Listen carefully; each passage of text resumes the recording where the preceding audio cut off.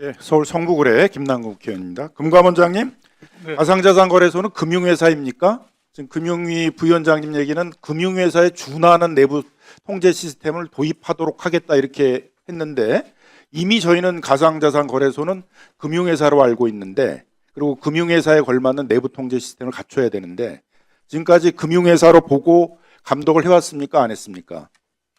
가상자산 거래소는 현행법상으로는 금융회사는 아닙니다.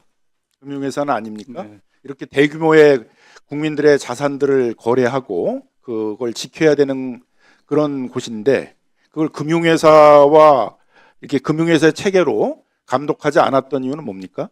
이게 저희가 입법적인 영역을 저희가 살펴보면은 원래 특정 거래법 정보법 특근법상에 보면 예. 수탁 방지 차원에서 이제 규제 입법으로 먼저 도입하려고 하던 게 처음 입법 취지였고요. 예, 예. 꼭 뒤에 한번 다 종합해서 네. 좀 답변해 주십시오.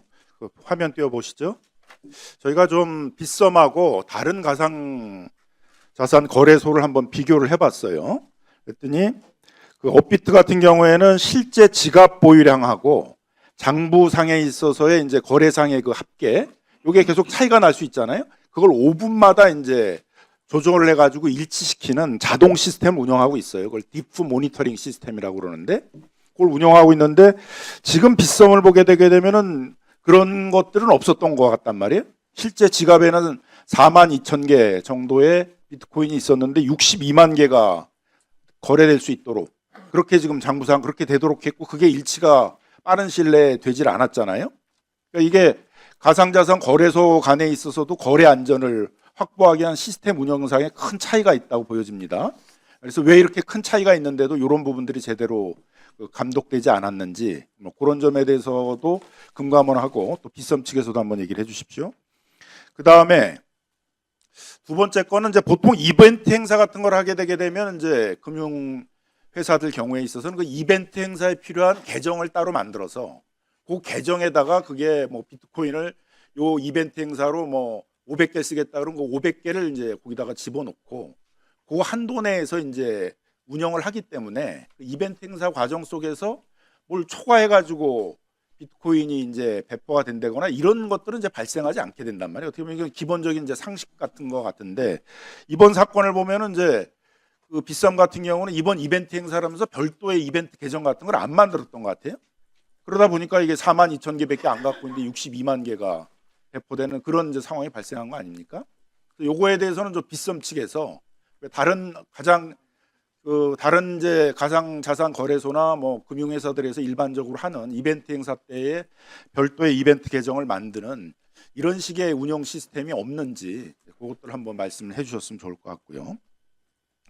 그 다음에 또 문제점 중에 하나가, 이건 뭐 금융회사뿐만 아니라 일반 회사의 경우에도 거래 규모가 크면은 이제 그 규모에 맞춰 가지고 이제 여러 다층적인 결제 시스템이 있잖아요. 그죠? 뭐 예를 들면 1,000개 이상의 거래를 한다. 그런 거에 대한 감독을 한다 그러면 그걸 담당자만 전결로 하는 게 아니라 그 위에 뭐 부장이든 차장이든 결제를 할 거고, 그 위에 이렇게 시스템이 있을 거 아니에요. 그죠? 거래 규모나 이런 거에 따라서. 그럼 그거에 의해서 걸러지게 돼 있는데 오류들이, 이건 무려 62만 개를 거래하는 셈인데 그걸 그냥 담당자만 했다. 거기에 대해서 다른 결제 시스템 같은 것들에 대해서 걸러지지가 않았다. 이것도 굉장히 놀라운 얘기인 것 같아요. 이렇게 국민들의 많은 재산들을 거래하는 빗썸 같은 회사에서 회사의 기본적인 체계도 운영되지 못했다라는 것들은 굉장히 좀 놀라운 것 같은데, 또 다른 회사 같은 경우에 있어서는 이제 상호 또 견제 시스템도 있잖아요.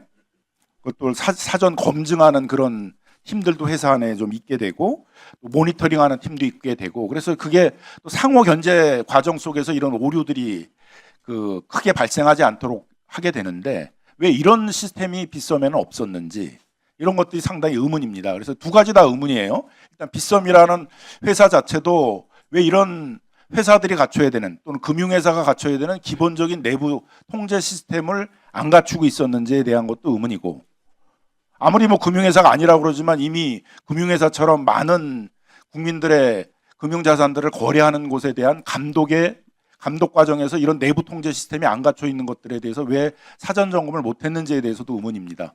그 부분에 대해서 빗썸하고 우리 금감원에서 자, 우리 금감원장님 먼저 답변하시는. 금융위원회 부위원장 먼저 답변하세요. 제가 네. 먼저 금감원장님 먼저 답변하세요. 일단 그 말씀 주신 게 금융회사 수준으로 규제가 되어야 되는 것에 있어서는 저는 개인적으로 전적으로 공감하고 의원님 말씀에 전적으로 동의하는데요. 지금 현재 현행법은 어떻게 되어 있냐면 그 내부 통제 기준이나 위험 관리 기준에 관한 것들도 가상자산 이용자법에 규정되어 있지 않습니다. 이 부분들이 다 자율규제 체계로 지금 운영되고 있는 제도적 한계가 있다는 걸 먼저 말씀드리고요. 그 다음에 이제 그 아까 말씀해 주신 거 관련돼서도 이제 업비트 관련된 부분도 5분 간격으로 된다 그러는데 이 부분에 관련도 저기 정책 당국하고 국회에서 한번 논의를 해보실 텐데 5분이 과연 적절한지 실시간 연동이 돼야 되는 거 아닌지에 관한 부분을 한번 검토를 해보실 필요가 있습니다. 가령 삼성증권에서 이제 그때 그 문제가 발생했을 때 그 보완을 했을 때 어떻게 됐냐면 시스템 상으로서 총 발행 주식 수를 넘는 부분은 입력 자체가 안 되게 전산 시스템이 정비됐습니다. 그때는.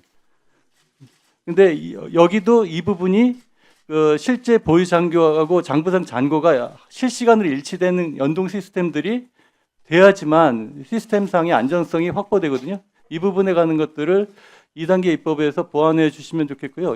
이 5분도 사실은 짧은 게 아닙니다. 굉장히 긴 겁니다, 지금. 그래서 이 부분에 가는 것들 제도적 보완의 필요가 있고 저희가 그걸 왜 못했느냐에 관한 부분에 대해서는 그 핑계이긴 합니다만 이 부분에 관한 그 자율관리 체계의 한계, 제도 한계를 철감하고 또한 저희도 그 부분의 지적이나 이런 것들을 계속했는데 규제 체계가 자체가 없습니다. 이 부분에 대해서 위반을 하더라도 이행을 강제할 방법은 지금 없다는 것은 먼저 말씀드리겠습니다.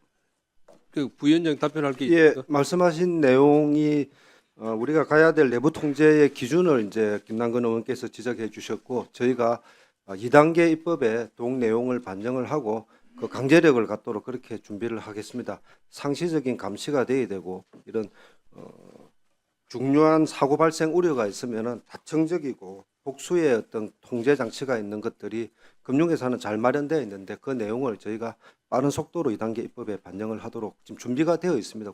자, 빗썸의 이재현 대표 답변하세요. 네. 그 질문하신 그 내용에 답변 드리기에 앞서 아주 짧은 시간 동안만 그 저희 사과의 말씀을 좀 드리도록 하겠습니다. 존경하는 위원장님 그리고 정무위 위원님, 그 디지털가상거래소 빗썸의 이재현입니다. 우선 당사의 이벤트 오지급 사고 소식으로 상심이 크셨을 국민 여러분께 진심으로 사과드립니다. 또한 대한민국 디지털 자산 시장을 신뢰해 주신 고객 여러분과 또 건전한 산업 발전을 위해 불철주야 노력하고 계시는 의원님 그리고 금융당국 관계자분들께 감히 헤아릴 수 없는 심려를 끼쳐드린 점 진심으로 사과드립니다. 이번 사고의 최종 책임자로서 진심으로 머리 숙여 다시 한번 사과드리겠습니다.